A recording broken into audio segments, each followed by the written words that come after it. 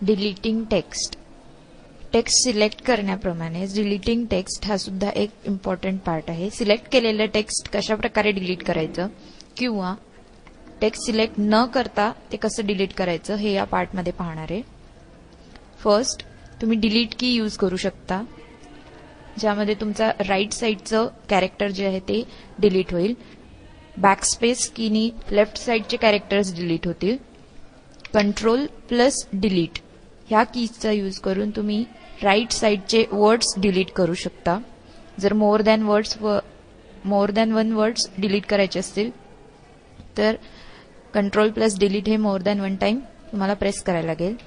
Control plus backspace हे left साईडचे words delete करण्यासाठी यूज होतं. त्यानंतर select text and press the delete की. जेवढं टेक्स्ट तुम्ही सिलेक्ट कराल ते टेक्स्ट सिलेक्ट केल्यानंतर डिलीट की प्रेस केल्यास पूर्णपणे ते टेक्स्ट डिलीट होईल.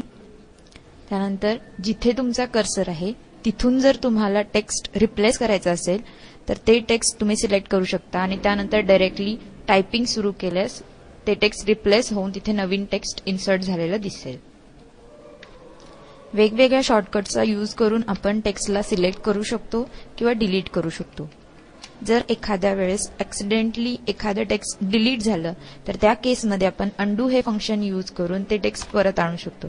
म्हणजेच एकतर तुम्ही मेन्यू बारवरील एडिटमध्ये जाऊन अंडूवर क्लिक करू शकता, ज्यामुळे डिलीट झालेले टेक्स्ट तुम्हाला परत अपियर झालेले दिसेल, किंवा कंट्रोल झेड ही की प्रेस केल्यास दिलेले टेक्स्ट परत अपियर होईल.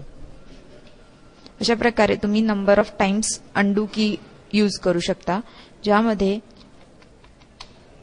तुम्ही डिलीट केलंय सपोज टेक्स्ट आणि 2 वेळा ते टेक्स्ट डिलीट झाले. तुम्ही जर 2 वेळा अंडू की प्रेस केली तर दोन्हीही टेक्स्ट परत अपियर होतील.